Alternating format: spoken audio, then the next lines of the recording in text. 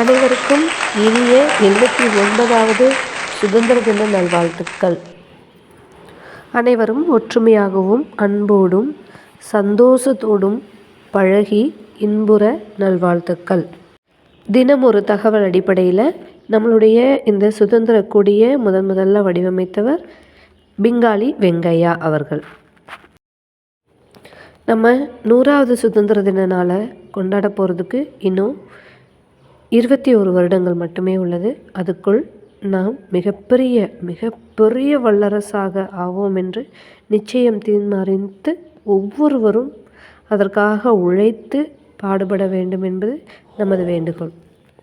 Vande Mataram, Vande Mataram, Jai Hind.